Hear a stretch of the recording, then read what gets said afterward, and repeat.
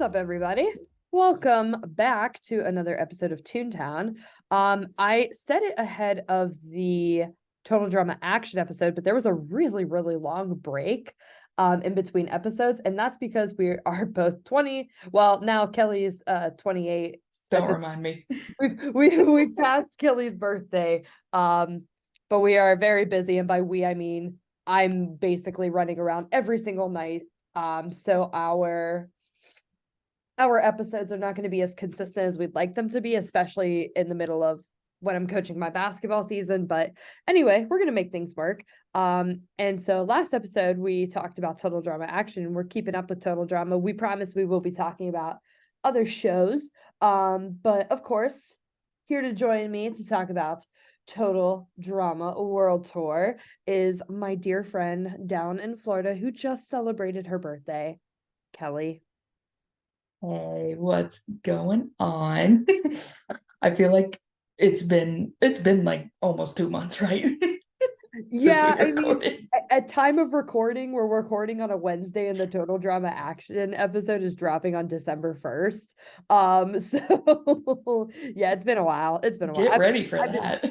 I've been super, super busy with work. A lot of people have the impression that working a church job is not busy, but it is absolutely the opposite of that, and it is extremely busy all the time. So I'll take the L and take the blame. I'm always busy, but you've been my friend for how long now, and you know that.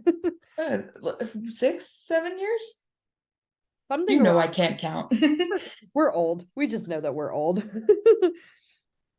But oh my gosh. Okay, so listeners, we are actually going to be doing this a little bit different than how we did the Total Drama Action episode. We're going to be splitting this up into two parts because honestly, there is so much to talk about that it would be like a 2.5, 3 hour show if we just did it all in one. So we're gonna focus this first episode here on the characters.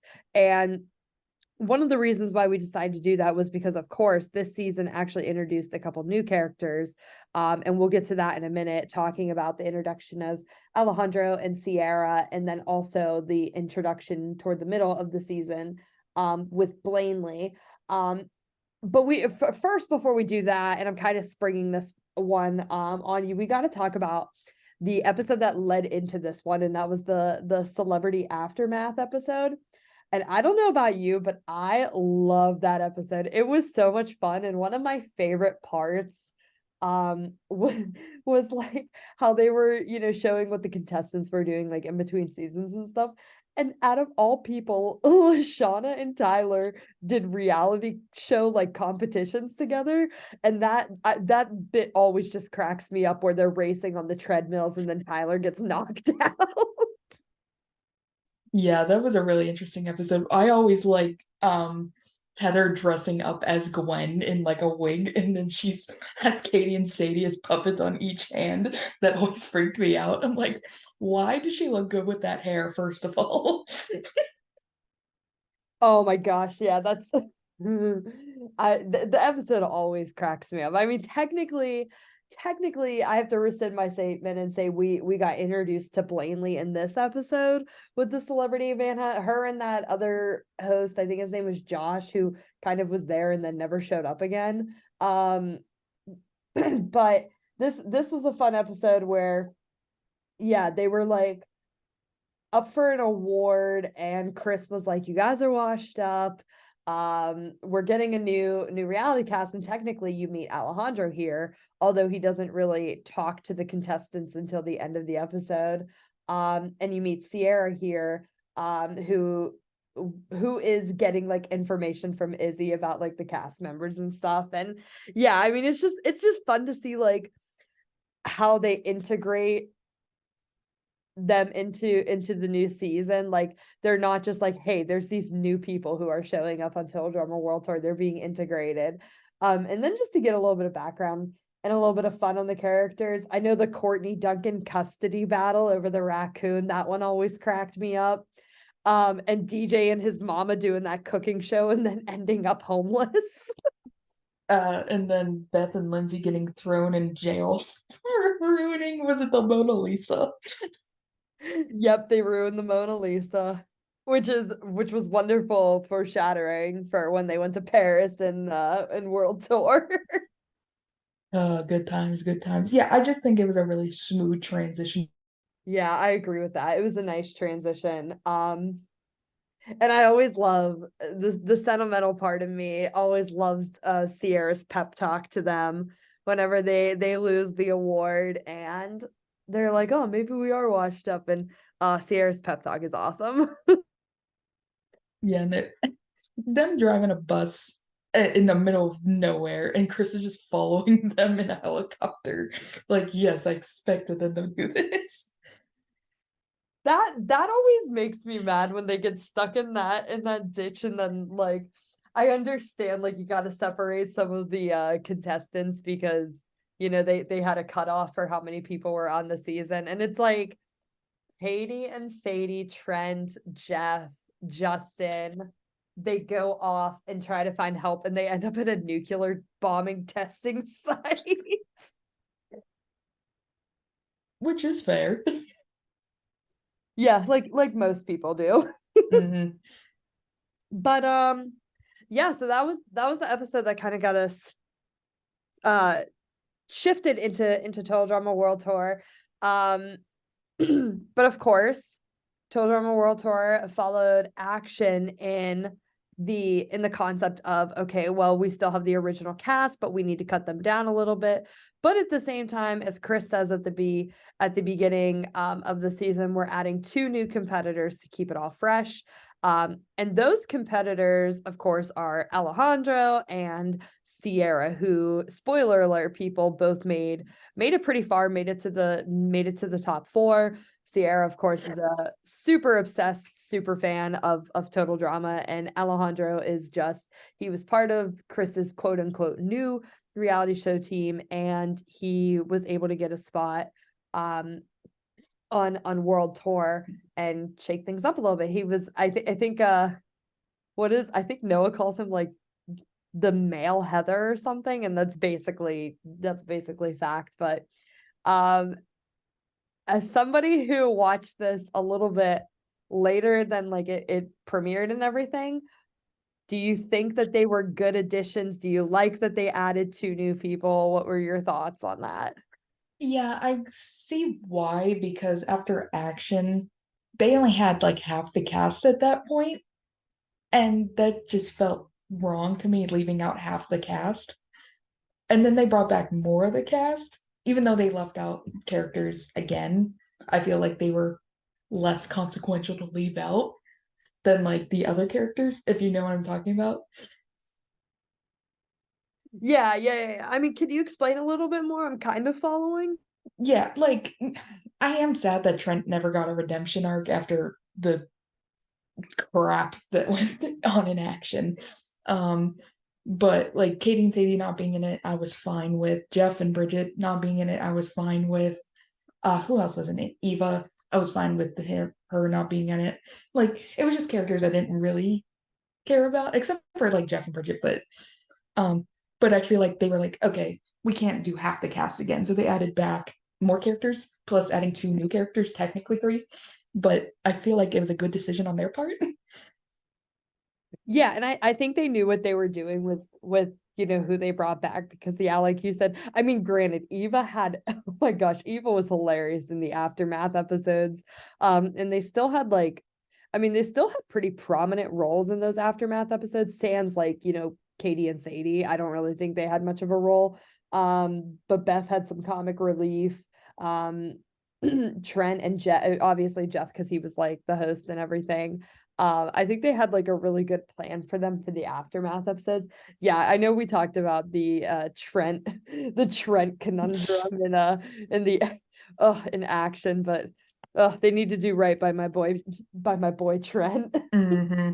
He just went downhill and never recovered. Oh my gosh. So before we get into my favorite of the two, Gee, I um, wonder who that is. G. I Whoever could remember it be? I remember watching when I think this season had come out when I was in 8th grade. And I remember because we had to do like almost like those personality boards. And we had to hang them up in the hallway. And I remember putting a picture of the Total Drama World Tour cast on mine, and all my friends were like laughing at me, and I was like, go away, it's a great show. Leave me alone. You have no taste. Yeah, it was like, you guys don't account for taste.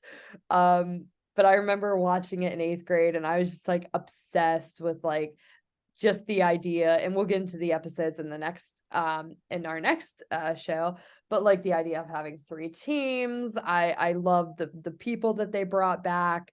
I was just so happy. And then when when Chris was like, yeah, we're adding 2 new competitors, I was like, good. Like, I like that it, like, I was still really, really attached to quote unquote the old cast, the first generation cast, but at the same time it was just like nice to have like 2 new faces. Like, even before Sierra and Alejandro came on screen, I was like, yes, I still get to keep the old cast, but I'm getting something new too.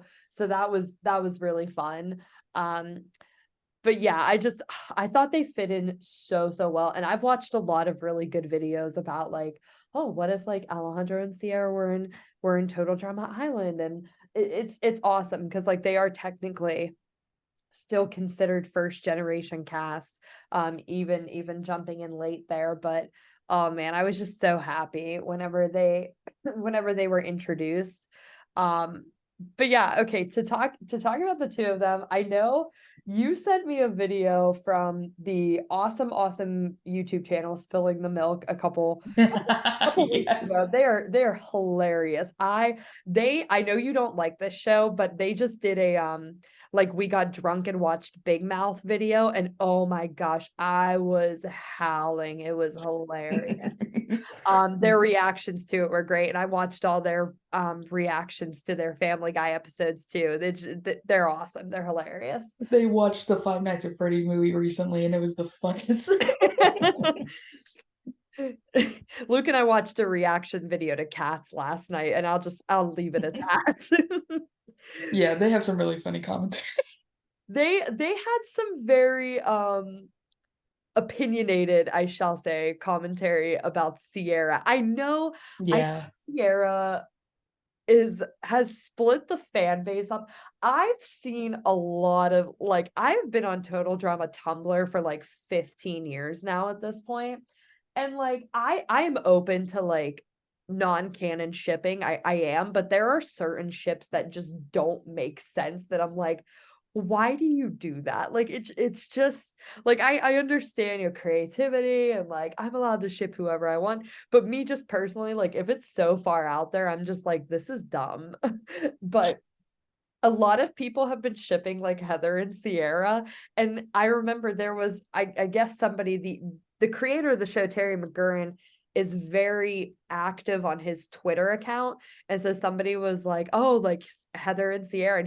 And he wrote, and I quote, I just don't see how this would work. And people are taking that and running with it.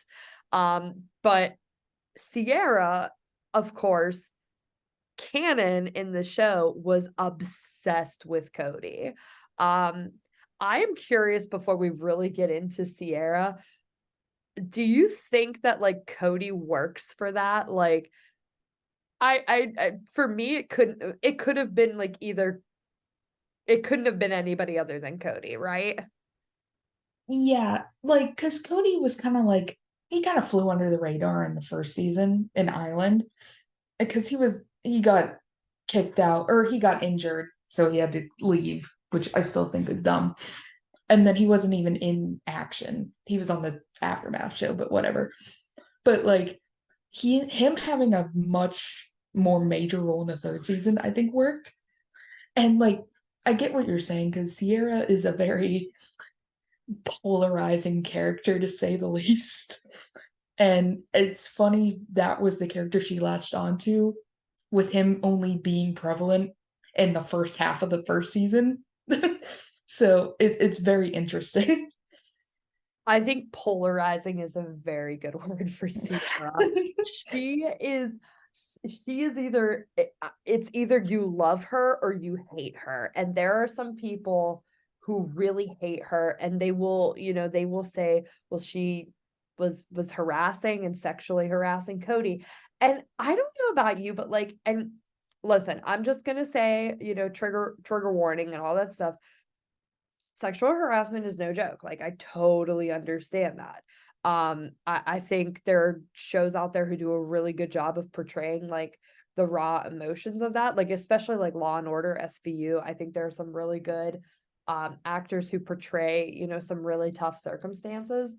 But like, what is your opinion about it, like on the cartoon show? Because I, for one, when I was like in 8th grade and watching this, I thought like, oh, it's hilarious. Like and like as I've gotten older, I'm like, I still laugh at parts of it. Like I rewatch Teledrama World Tour constantly, and like probably like this is gonna sound insane, but I probably watch it like once a month. It's just like a comfort show and I enjoy it. But like I still laugh, and like I feel like there's people out there online that are like, don't laugh because if you laugh, then you're just adding to the problem and all that stuff. I think any sane person can distinguish reality from, a cartoon. Like Right. that should be understood. That being said, there are some funny parts with Sierra and Cody that I find very funny. At the same time, I understand this is very wrong to see and like hear about in real life because that is awful. Like no matter what in real life, but on a TV show or especially a cartoon, I know it's played for comedic effect. The creators, the writers, the artists, I know they don't believe in that. Like in their hearts, it is just for comedy. Right. And like I just thinking back like in my memory bank right now, aside from like the constant like picking him up and like carrying him around and stuff, and like I know there's that one bit where he has like the bells and the tent around, and she like has his like her finger in his mouth. I mean, that's probably the furthest they went. Like it's not like they did it's a kid's show. It's not Yeah. like super egregious. It is basically my point. And I know that there's some people out there who are like, oh, if you like this, then you're just a terrible person. And it's like, I think there are parts of it that are funny. No, for sure. There are parts that are funny. And again, I'm not supporting this in real life, but you could tell that Sierra actually cared for Cody. This wasn't just like I don't want to call it like a phase or like it was an unhealthy obsession, but there was some actual like love and care that Sierra had for Cody. Yeah, and oh my gosh, like especially toward the end of the season when like, he's like, you're a true friend. And she was like, yes, we're we're best friends. Like I loved it. And the bit that always kills me is whenever they're in Hawaii and the shark eats Cody and Sierra's like, drop it, drop it. I mean, they always have each other's backs, and even Cody like starts to realize that whenever they're in Africa, or in where do they go after Africa? Easter Island. And he's like, Sierra totally saved my butt in the Serengeti. Like I owe it to her to be nice. And yeah, like the whole bit where she remembers his birthday and nobody else remembers it. The line always kills me whenever she's feuding with Heather and goes, "Did you remember his birthday?" And then Heather's in the confessionals like, remember his birthday. Twerp's lucky I even remember his name. But there are definitely some genuine moments. But taking out, I know Cody is a big part of what Sierra is as a character, but like she did have some good individual moments on her own, right? Yeah, she definitely carried the team. Not all the time, but like definitely in certain episodes she was carrying the team. She's super tall. First of all, compared to the other girls on the show. Um she she's definitely strong enough because she carries Cody multiple times. But I definitely she's very determined, even though she's a little wacky. Like her methods work most of the time. Yeah, and I just love the episode too when like Gwen and Courtney and Heather are too busy fighting that like Sierra and Cody just kind of like take over and they're like, all right, like you guys are being ridiculous. We'll just handle it ourselves. For real. She killed it in the German challenge where I think she beats up Alejandro and gets him off of the platform. So she killed it and then she's like, I won, and then falls asleep and on the platform. But yeah, that was funny. She But definitely had some good individual moments. I liked her song in the Paris episode. Oh, that's one of my favorite songs. I was watching a video the other day where somebody was ranking songs and they put that like somewhat low, and that really made me upset. Like, Absolutely not. I thought it was, oh my gosh, I thought it was such a good, that's like a top 10 song for me. Yeah, we definitely have to talk about the songs because I have some Oh, opinions. we're gonna do like 3 world tour episodes, like, and our last one is gonna be us ranking the song. But I think Sierra, for me, like if I had to give her a grade, I would give her like a really solid B minus because she had a lot of funny moments, like on her own, but also like with her confessionals always cracked me up. Like when she's in the confessional and she's like, I make a little notch in my belt every time Heather thinks she's playing me. Like, oh my gosh, it's hilarious. She cracks me up. Yeah, she wasn't stupid. Like, yeah, she was crazy, but she wasn't dumb. There's that one bit when they're in on Easter Island and she says something about like like how to get Alejandro eliminated and Heather's like, that is remarkably sane of you. Off topic, the Condor is such a good song. Oh, Condor slaps. Speaking of Condor, there's a certain someone who leads that song, Kelly. Oh, now who would that be? I My wonder. boy. I ponder.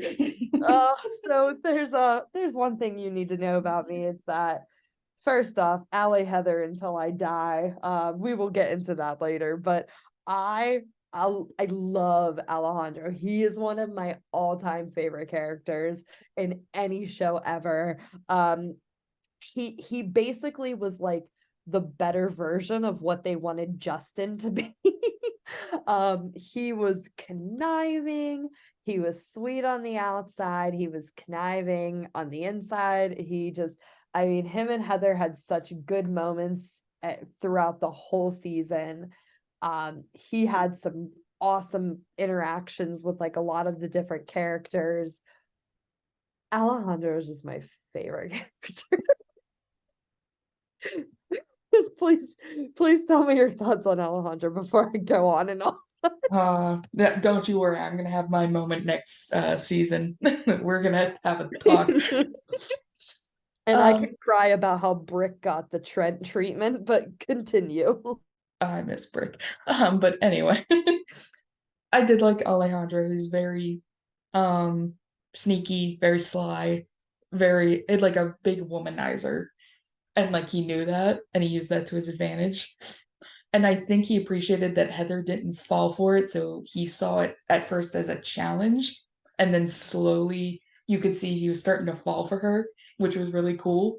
And same thing for Heather. Like she wasn't buying any of what he was selling until you get to like maybe towards the middle of the season, you're like, I see what's going on. They're like for enemies to lovers.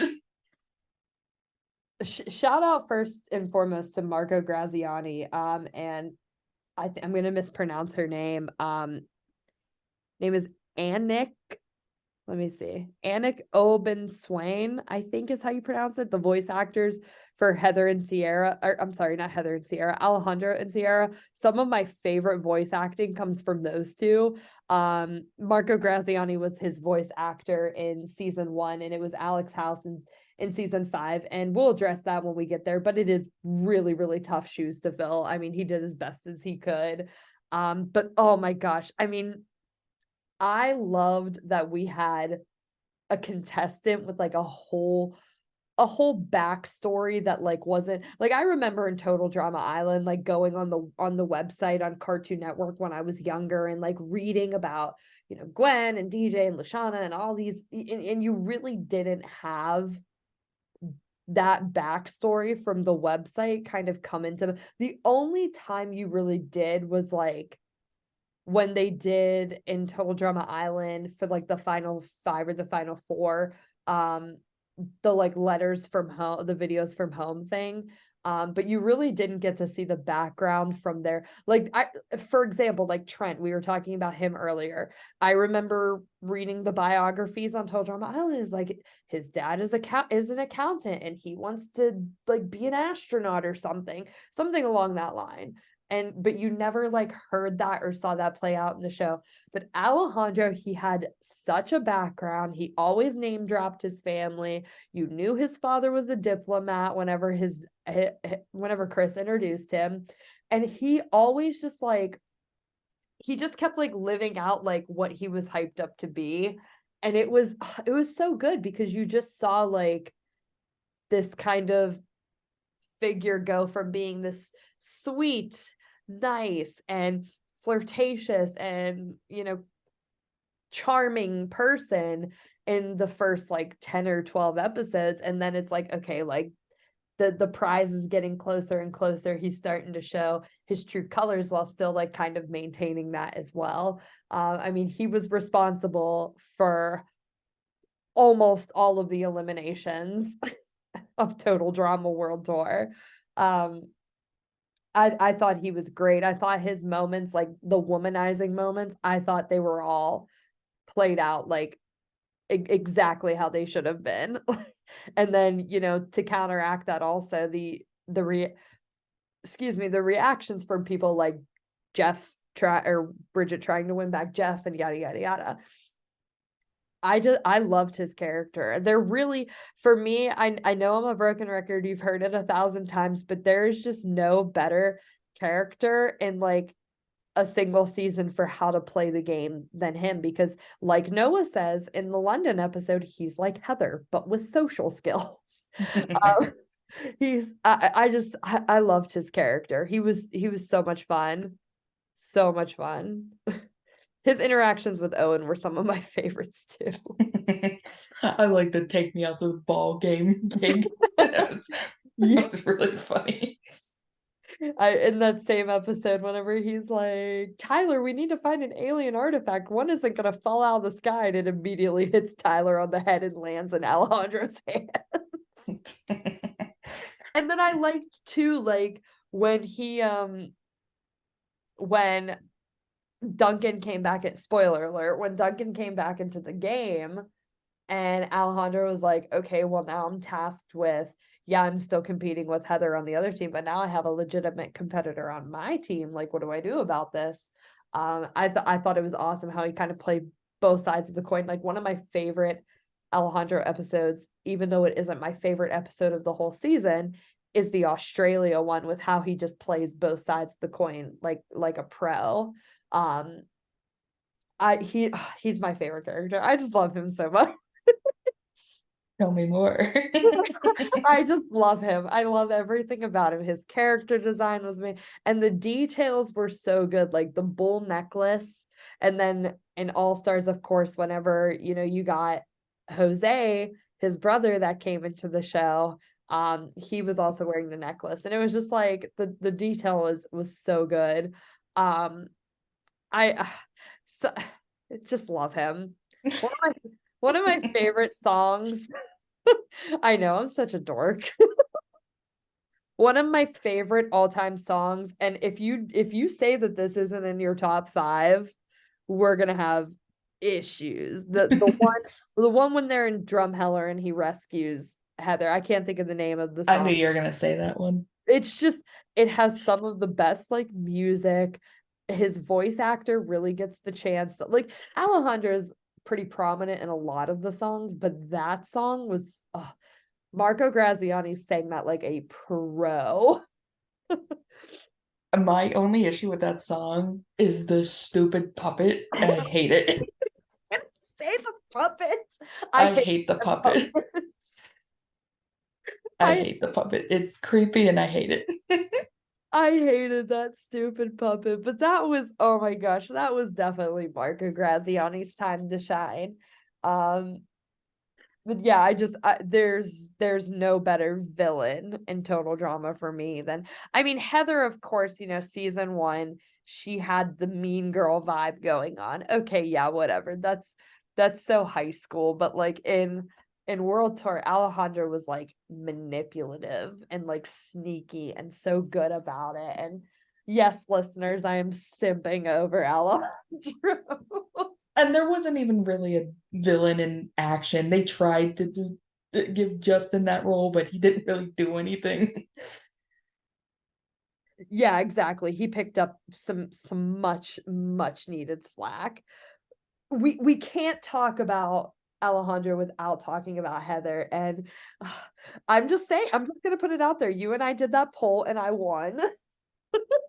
Um, I accept my defeat, but I will die on my hill like a respectable person. I love the wholesomeness of Zoe and Mike in season 4. All stars. That's my bread and butter. That's all I'm gonna say is all stars. I want Don't you get don't to get me keep your mouth shut. don't get me wrong. Alejandro and Heather were really stupid in All Stars too. Don't get me wrong. But Alejandro and Heather in World Tour, cinema is alive again. Pure cinema. I just loved how it wasn't so painfully obvious. Like in the beginning, like Heather was basically like, okay, this new guy, like he comes in and he's thinking he's, all hot stuff. And, I'm not buying it. And you really didn't see that change from Heather until that the Newfoundland episode, whenever she's in the confessional and she's like, he's just so and then she asks for the tape back, like how Courtney and Gwen do too. But like really leading up to that, in the first episode, she's like, new guy is so transparent. He's so, this and that. Like, I'm not here for it. In the Germany episode, she's like, I think you took a dive and I want to know why. So she's very strategic about it. He's very strategic about it. But, as it, of course, the season comes to a close, like you start to realize like, oh yeah, these two are definitely simping over each other. And then of course they have the craziest kiss sequence when Heather kisses him and she knees him in the crotch, and yeah, we all know how that ends. Yes, true love. Well, that's called enemies to lovers. It's called fine cinema, Kelly. It is beautiful cinema. We don't all have to be. Hey, technically, Mike and Zoe aren't so wholesome when it comes to this Mal bullshit. I am not talking about that right now. We will get there when we get there. This pod's gonna kill us. You're not ready for that. I have some words. I would like your unbiased opinion on Allie Heather. Biased. It sucks. It's still. I'm kidding. I know your face right now. I was like, I do like it because it's very different as a ship itself from any other ship that has been canon, at least on the show. Because you never really see like two like villain characters in love. This was the first time. I think they did play well off of each other, especially in World Tour. We'll talk about All Stars, but in World Tour they played really well against each other because they're more or less the same person, but they're not. They're both very conniving, they're both very manipulative, they're both willing to do stuff that is sneaky to get further ahead. I do want to say, especially Heather, she definitely redeemed herself towards the end of the season because Alejandro ended up being like you said, the new Heather from season 1 in this season, and that made Heather like the anti-hero, which is why a lot of like the contestants that got kicked off supported her instead of Alejandro. I think there was only a handful of people who liked Alejandro like Lindsay and Courtney. But I do like their dynamic a lot. It's not that I don't. I always act like I don't, but I do like their dynamic because it's different, and I like different. Well, and to your point about Alejandro, or I'm sorry, Heather redeeming herself, I think it's Cody that even says, like, when he's her helper, like, do you want the bad guy to win? And Heather's like, wait, I'm the good guy this time? Like, she's just like so shocked. Yeah, it's like who do you root for, bad or worse? Yeah, exactly. They're both terrible. But even like when they're in the final three and Alejandro and Cody have to battle for the finale spot, and Heather's like, oh man, you just shoved Mr. Popular into shark infested water. That's not gonna buy you any votes. But yeah, and like I know that's something that like even the contestants had to grapple with in the last aftermath episode whenever they were picking like who to support and stuff. They were like, take out the fact that like Cody had a bunch of, support and everything. It's like, do you, like you just said, do we root for bad or do we root for worse? Like Heather sucks, but Alejandro sucks too. Like they both did us wrong at different points. So yeah, that's definitely something that always like, I don't know, I just always love that the enemies to lovers trope with them. And oh man, I just for me it was just such good build up, like for how they did it and everything, because she Heather would like hide behind the strategy and Alejandro would hide behind the strategy, and they were just so strategic about wanting to get each other kicked off. And at first it was like super genuine, and then it was like, okay, well now they want to go into the final four and the final three and all that stuff together. And the episode where Heather votes for him and Sierra blows up the plane, and if it wasn't for that, he would have been gone. Yeah. And I think what made Alejandro worse, like Heather's the bad, Alejandro's the worst. What made Alejandro worse is that he pretended to be nice. Heather was never, she never pretended to be nice, except to Lindsay in the first season. Yeah, like But the first couple episodes she was nice to Lindsay and Beth, and then she was like, eh. yeah, and she gave up really quickly. But Alejandro pretended to be nice for way longer than Heather ever did. And I think that's why he ended up being worse, because you thought he was genuine, you thought he was nice, you thought he's like, oh, he's such a good guy. No, no, no. He was never the good guy. And I think that's why he's the worst of the two in terms of like villains. And then you think about like how these two, of course, on All Stars were on the villains team, and they were like, yeah, okay, I get it. Like they weren't like Gwen and everything with how did I end up on this team? It was, yeah, okay, that makes sense. Mhm. They didn't try to Speaking argue it. speaking of Gwen, Oh yeah, I I need feel like we we have gotta to stop talk about we gotta something. stop simping over, gotta get me to stop simping over my boy Alejandro. Now I'm gonna watch like Total Drama World Tour for the second time this month.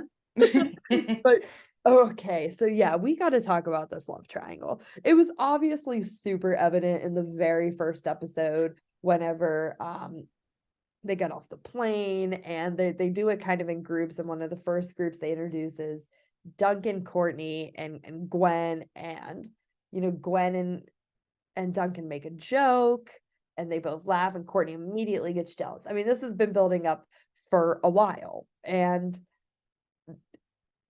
it all just blows up whenever they're in Newfoundland and they think they see this big rock that's kind of shaped like Duncan, and Sierra explains like that's what happens when you see someone you really want to see. And Courtney's like, I did, but like that doesn't explain why Gwen saw him.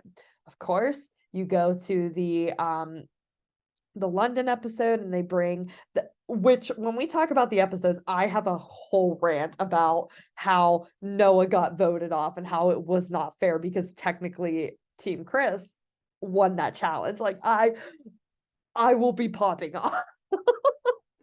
But anyway, they bring Duncan back, and Gwen's in the confessional, and she's venting about, oh, it's so great to have Duncan back. Like blah, blah, blah. And then Duncan comes in, they kiss, Tyler sees it. And of course, it doesn't take long. In I think the next episode, they go to Greece. Alejandro's trying to figure that Grease episode is probably my favorite because I just love the dynamic of like Alejandro playing the detective and trying to figure out, and I love that they didn't make him get it right away, and he's like guessing like, now Duncan and Tyler are acting weird, like maybe Gwen kissed Tyler and blah, and he goes like, no, patience. And like it's fun to see like the different theories and stuff, and then like of course how Courtney gets when Duncan and Gwen are alone for the challenge. And of course, comes down to the tiebreaker. Alejandro makes Tyler admit that he saw Duncan and Gwen kissing, and it just turns into a whole big, just pot of crap. I get why they made Duncan and Gwen get together. And honestly, I kind of liked how they did it. But like just kind of it's hard to talk about it knowing what happened in All Stars. It just kind of seemed like a waste for me. Like if you were going to do it, I felt like you needed to keep it instead of just like having it like, because the way they ended it was so badly. But the love triangle aspect of Total Drama World Tour I thought was very entertaining. Courtney was super annoying about it, especially in the aftermath episode when she's like Gwen's the boyfriend stealer, and it's like, dude, we get it, like shut up. Please give me your thoughts on this BS love triangle. It's either commit to the bit or don't do the bit at all. Like they were so in between, especially when it got to All Stars. Because I think in All Stars they realized that was a bad decision and they needed to break it off. Again, I like all three of them as characters initially, like in the first show. And then somehow they kept getting a little bit worse over time. Again, not necessarily their fault, that's just how the writers wrote them. But I think the way Gwen handled the situation was not good. I feel like she should have told Courtney immediately, even though she was into Duncan. She knew that was wrong. So minus points for Gwen there.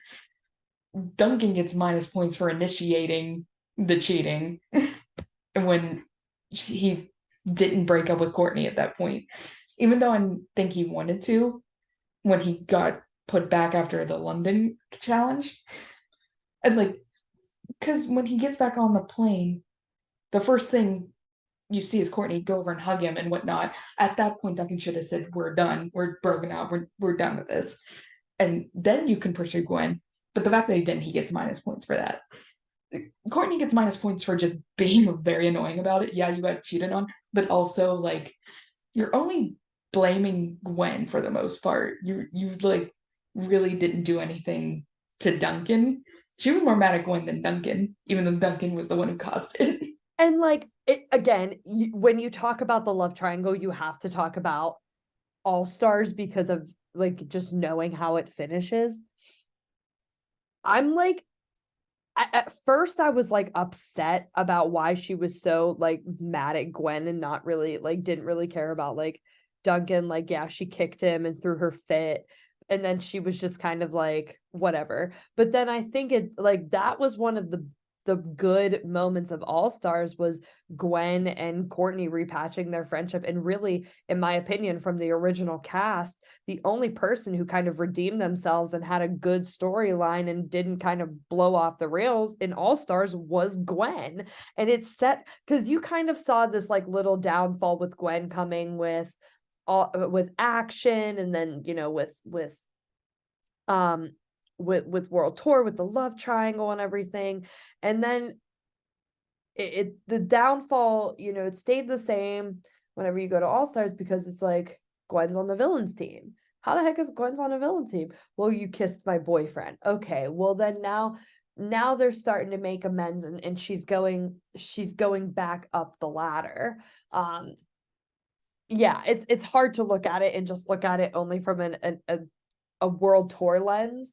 But I think just like like you said, either commit to the bit or don't at all. And for me, I think the bit should have started in action because Duncan and Courtney were awesome in season 1. They were so good.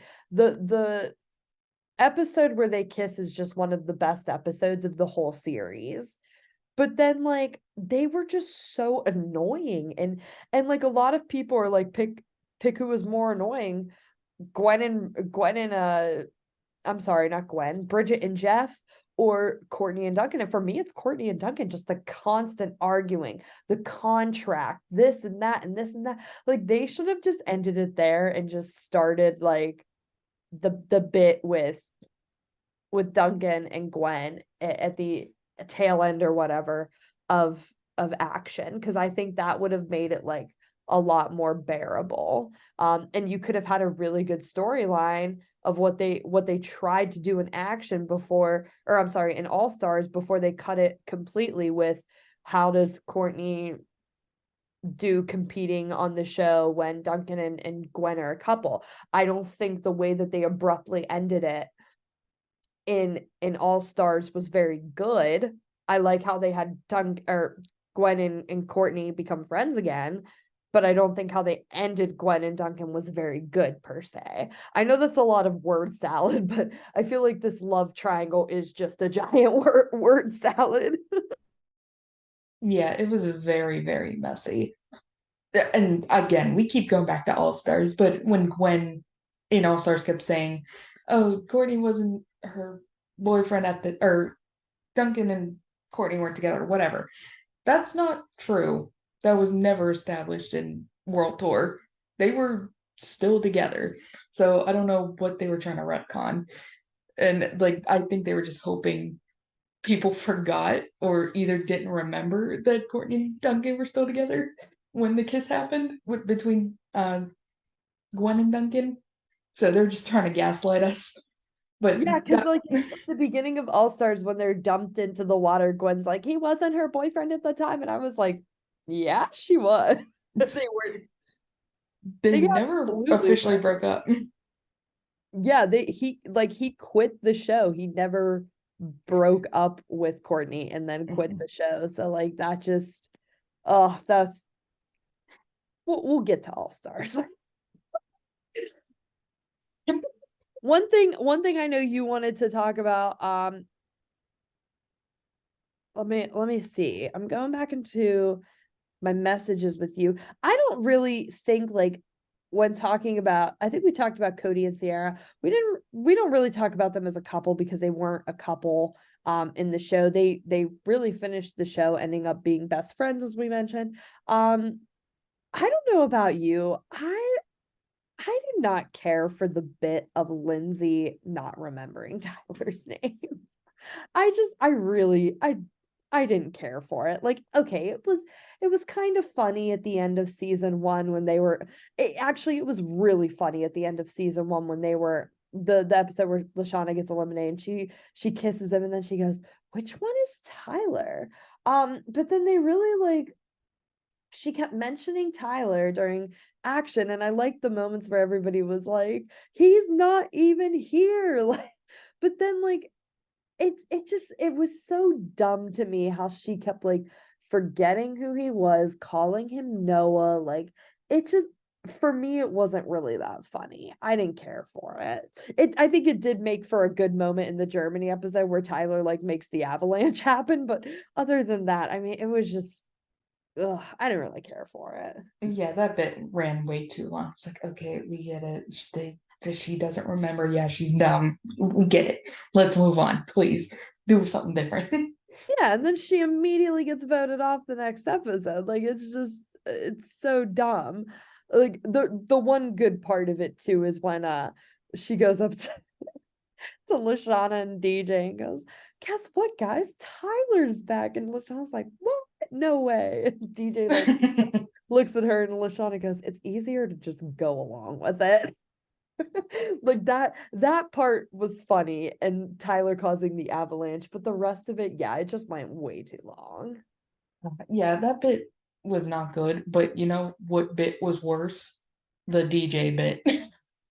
The DJ bit was really bad, but before we discuss that, I just want to point out, I don't know if you ever knew this, but there was actually plans of, I think, bringing Tyler onto All Stars, or something, because they were going to have Lindsay and Tyler actually break up, and it was something that the creators came up with, that on like a trip home, and this is like a legitimate thing, like one of the creators put this out there, and said, like, on a visit home to see Tyler's parents, Lindsay called Tyler by the wrong name and forgot who he was, and that was the final straw for Tyler, and they broke up. I don't think Tyler's voice actor or whatever the problem was, but he wasn't on All Stars. But that was like a real thing, and I was like, can you please just give this stupid bit a rest? But yeah, like you said, okay, the DJ bit was really, really stupid, especially after, I mean, DJ's elimination in season 1. I think we had talked about that in that episode, was really, really stupid. How he was the one who got scared and he got voted off. Season 2 DJ, I love the dynamic with the whole cheating with chef thing, and then, having the visions and dreams of his mom, and realizing the right thing to do is to quit the show. And then he comes back into season 3, and they make him have a curse where he keeps beating up and injuring animals, and it is just, Kelley, you discuss this. It's so tiring. And it's like, I was looking at like how close he was to being eliminated, like time after time after time. Like he has like before he was actually voted out, he was up for elimination 5 different times, and they refused to cut him to keep this bit going. And it's so annoying. The one thing I did like is it was in the Newfoundland episode. Alejandro used that to his advantage to trick DJ into winning, by kissing the fish, I think it was, by drawing like an Egyptian symbol on his eye. Yep, that's Or correct. yeah, the Egyptian eye symbol on the fish. And then it was either next episode, I think it was the next episode. Alejandro used that same fish to be like, oh, you know what? I was wrong. That fish didn't cure or didn't fix your curse. And then immediately DJ started hurting animals again. I'm like, stop it. It's so dumb. Just please stop the bit. I'm begging. And then when he finally got out, I was like, thank God we don't have to deal with that again. I was really annoyed that Lindsay went before DJ. Yeah, the whole hurting animals thing was just like really, really stupid. That was one of those bits that it wasn't even funny the first time. The only part it was funny was the mummified dog, and when Lashana goes, DJ, we don't have time to worry about a stuffed animal. like that's the only part of it that was like funny. And when he catches the goat, and this isn't even when he hurts the animal, but Lashana goes, duck, and Lindsay goes, no, it's a goat, and then she pushes her head down. Like that's the only funny part that has to do with like DJ and the animals. But like it was so tiresome. It was really stupid, and I And don't know. even in the aftermath, they brought on all the animals that he hurt. And I'm like, please stop with the animals. Yeah, it was, oh my gosh, it was so annoying. That baby seal hated him. That that baby seal. I did love the part whenever they were in France and they released all the evil creatures, and Lindsay's like, oh, it's that baby seal that went after you in the Yukon, and then it growls at him and he jumps in Lindsay's arms, and Chris just goes, I'd start running now. Like that was a good quip from Chris. But Yeah, that was definitely the worst bit in the show. It was so it overstayed its welcome before it even started. not necessarily a bit, but it was something that involved the characters in the show. Was mentioned it a couple times in the episode that the teams were split up into 3 teams instead of the usual 2. I loved the idea and the setup of having 3 teams and having like 5, or in Team Victory's case, 6 people on a team. But then they had literally on team Victory, it was DJ, Lindsay, Bridget, Lashana, Harold, and Ezekiel. And the elimination timeline goes Duncan, who quit, Ezekiel, team victory, Harold, team victory, Bridget, team victory, Lashana, team victory, Lindsay, team victory, Izzy goes home, and then DJ. Why are you having 3 teams if you're just going to get rid of one team entirely? It makes no sense. Yeah, it was a really, like, it was a good setup. But if you're just gonna get rid of one team's players one after the other, what's the point? Right. Like it did not make sense. Like I think Chris said it best. Like he called them like tiny victory. I'd call you a team, but there's really only 2 of you. Like it just doesn't make sense. And it really like it made it. I remember watching the episodes when they came out. And I remember the one time my friend Autumn, my childhood friend, she had come over and was watching the episodes with me. And it was after the Japan episode where Harold got eliminated. And of course they do the previews for the next episode, and they showed the scene whenever Chris, DJ, Bridget, or Chris, DJ, Lindsay, and Lashana are looking down and watching Bridget as she gets eliminated. And Autumn and I just sat there and we were like, okay, so we know who goes in the next episode. It's going to be Bridget. She's not in the shot. Like, it was just so stupid and so predictable. I want to point out because they did something similar in one of the All Stars previews. There was a scene in the very first episode of All Stars where Mike, Zoe, Gwen, and Scott are all overlooking the cliff, and they end up being the final 4 in the show, which is really dumb. Spoiler alert.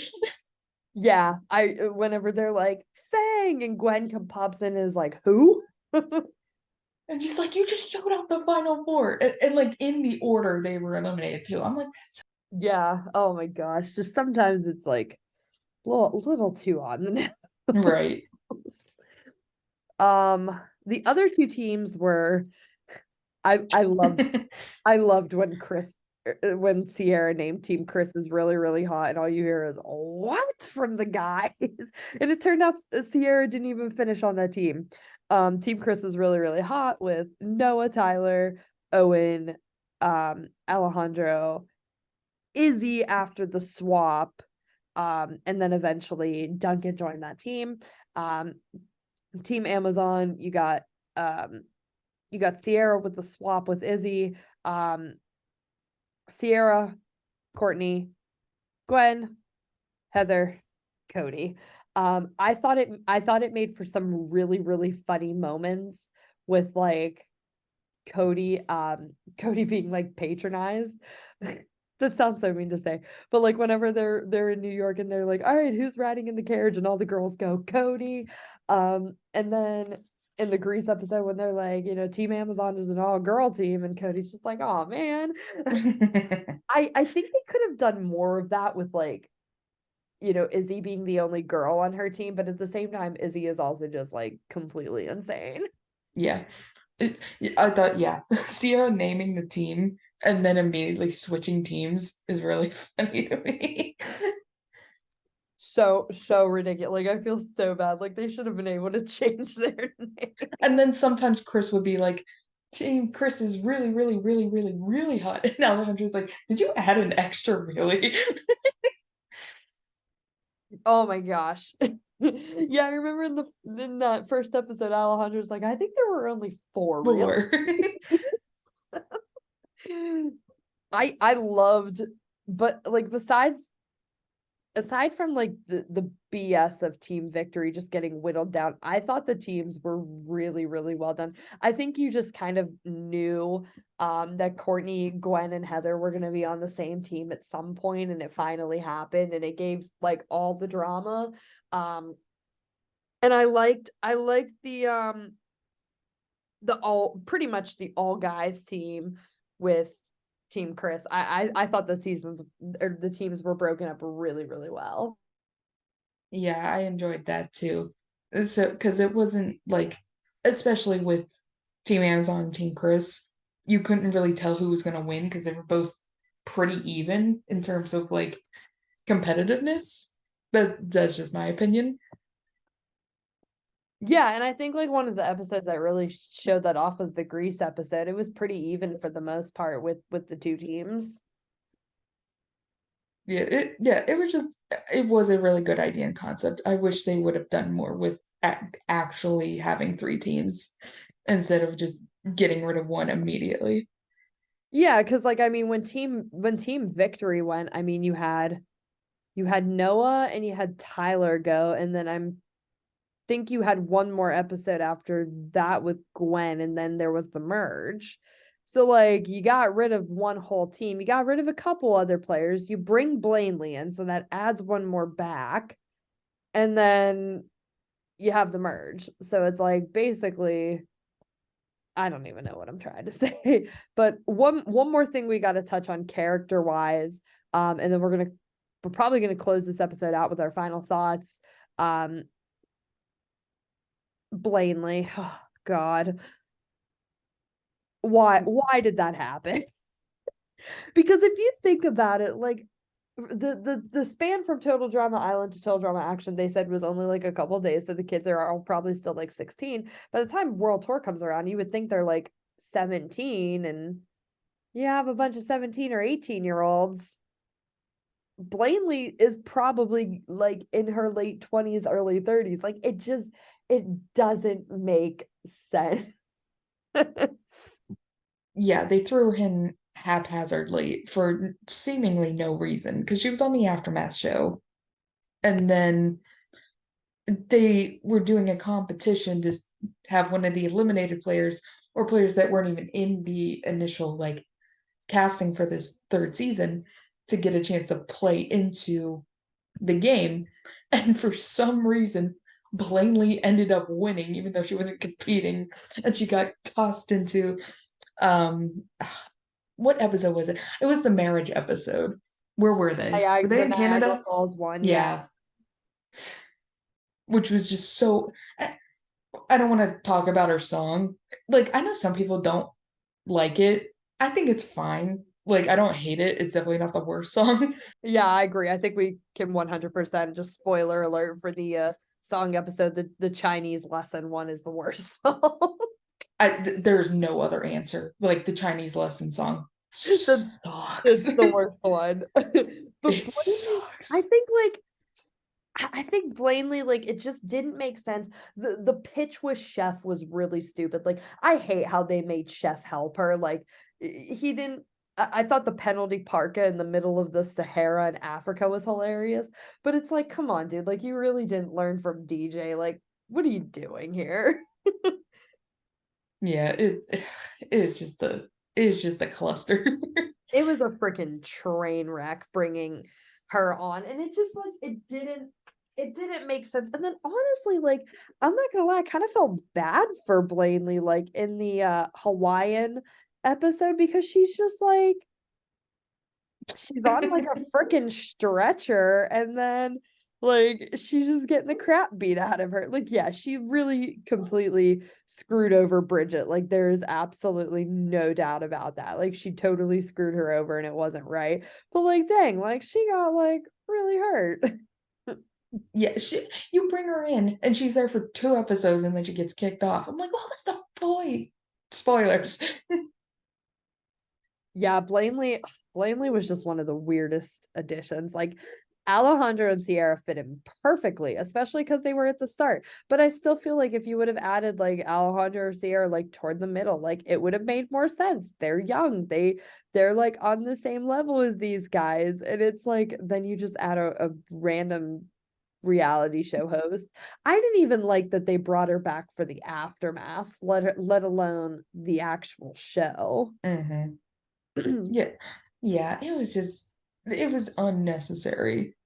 And and she got paired with Owen the episode she was introduced in in the like actual game, and then Owen gets eliminated.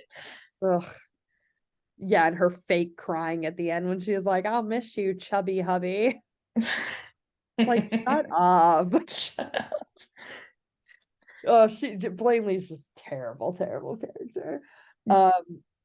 Any other thoughts on the teams or the characters, what you liked and what you didn't like in Total Drama World Tour? Random tangent on Izzy. Why did they make her smart for like one episode and Oh then my go God, it was back to so being dumb. insane? It was so freaking stupid. It did make for a really good song though. I liked Owen's song in that episode. Yeah. But it was, oh my gosh. I'm so over like Izzy's 1800 alter ego. We'll talk about alters in a future episode. I have some words. Oh God. Good words, not bad words, good words. Right, right. Yeah, that's a very valid point about Izzy, and oh God, Izzy is just such a weird character. I do want to bring up Noah very quickly because Oh my God.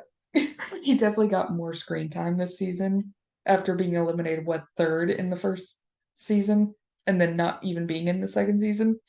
Right. He was eliminated in the dodgeball episode. Mm-hmm. I definitely liked Noah and Owen's friendship started to develop. It wasn't like all buddy buddy, but it was definitely like, yeah, they're getting along now, which again, still haven't watched Redonkulous Rage, but I know You their have friendship. to. I know. I rewatched Packatu. I will get to Redonkulous. It's a process. Yeah, I liked that Noah and Tyler, and like I listen, as much as I love Alejandro, I will die on the hill for any character. Brick is a very, very, very close second. But there is no funnier character in Total Drama for me than Tyler, because he is just hilarious from what he says, for physical comedy, for being the butt of other people's jokes. He is the funniest character in Total. It starts from the moment he wipes out into all the luggage in Total Drama in Total Drama Island to when he's eliminated and whenever he gets kicked out by Chef on the plane. Like he is one of severely the most underrated characters, and to me the funniest character in Total Drama. But Noah, I always really liked him, and then after just watching World Tour and then of course the Redonkulous Race, it only made me like him more. Noah is such a good character, and I'm so glad the writers found something good to do with him, because he's just too much of a good character to just toss away. Like he's not like, no offense, but a Katie and Sadie who really don't have much going for them. Like he's witty, he's funny, he's smart, he's sarcastic. He's just such a fun character. And honestly, I kind of liked, even though like yes, his elimination was stupid, and I will go on a ginormous rant about that when we get to the London episode. But really, like, I loved the idea of him kind of like coming on and figuring out Alejandro's shtick and like warning the others about it.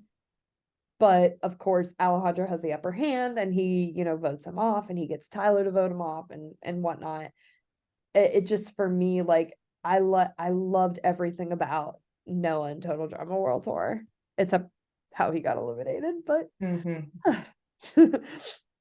I do want to say, if we're going back to funniest characters, not so much in Revenge of the Island, but in All Stars, Scott was so funny. I always laugh at that scene when Scott punches the bed and then he gets the spring in his eye.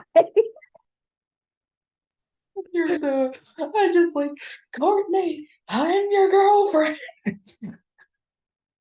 Yeah, Scott, and when Scott is like, oh, I know how to cross this rickety bridge. We have a special way of doing it back home, and then he screams and runs across. Say what you will about All Stars, but that season is so funny. It had some stupid comedy moments. Yeah. But I just, for me, Tyler is like peak physical comedy. He is so for the dodgeball episode. Oh my gosh, had me on my sides when I was a kid watching him get all of his own teammates, and then he finally gets Lindsay and he's like, no. Tyler's just he's peak comedy for me. The very first episode of World Tour, whenever they're getting their mascots and they get the goat and the goat like headbutts him in the crotch and sends him flying. When he crosses the Amazon on the zip line using his pants. I always think of that the quote from Noah. He's like he's got good vertical. Chris is like, for a guy leaping out of the water, yeah. Oh, Tyler's just peak comedy for me. He's hilarious. But any other thoughts on any of our Total Drama World Tour characters before we close I up? mean, Ezekiel, this was the start of him going feral, which was a running gag in the next 2 seasons. I honestly I know we didn't talk about it, but I was kind of saving that for the episode chatter because he's just so prevalent in the episodes with like being in the background and the where's Ezekiel and Duncan thing, because we didn't really talk about Duncan too much either. But it's like I hate the bit of him going feral and Dakota becoming a giant. Like those a giant mutant. Like those two bits for me were just not funny at all. I still like both of them more than the animal bit from DJ. I mean, I think I honestly group all three of them together. I don't think they're funny in the slightest at all. I mean, in my opinion, I don't think Ezekiel's was as unfunny as the animal bit from DJ. Like, yeah, it got a little tiring, especially when you got the All Stars and they brought him back one more time. And I'm like, please, okay, we get it. He's feral. Leave it be. But the Dakota Zoid one, it didn't overstay its welcome, so I can give the Dakota Zoid a pass. Yeah, I mean, I just feel bad because I really liked Dakota and her warming up to Sam, and I know Sam loves her as a mutant, but like, it I don't know, it just annoys me. I'm gonna have so much fun with Revenge and all stuff. Well, before we get to Revenge and All Stars, we have to talk about the episodes of Total Drama World Tour, and of course, we're gonna do our song rankings too. But we want to know from our listeners who your favorite character of Total Drama World Tour is. And if you feel so obliged, send us your song rankings because we would love to compare and contrast and possibly debate. But Kelly, why don't you tell our fine listeners where you are at, like on Tumblr and stuff? So yeah, I want to give a big shout out to Butopia on Tumblr. They were the ones that designed our characters for our podcast, our little Toto drama characters. I think she did an incredible job making us look like we belong in the Total Drama universe. So if you want to go follow Butopia, that's BeaUtopia on Tumblr. Their commissions are open as far as I'm aware, and they're super talented. So if you want to go follow them, go right ahead. She did a great job. And then Kelly can be found at Miraculous Hearts on Tumblr. She posts, of course, her funny memes because that's what Kelly does. I'm on a Five Nights at Freddy's kick right now, so be warned. I'm currently on The Crown kick because I just love The Crown so much. I'm on the Crown kick and I'm consistently always on a Jack and Daxter kick. I am the soccer enthusiast on Tumblr, and listeners, if any of you by chance are sports fans, I do another podcast called Last Word Soccer Club Radio. If you want to check that out on your podcast platforms. And my Twitter or X profile is at Rachael Kriger because I tweet about soccer constantly. Listeners, again, thank you for being patient. We are super, super busy.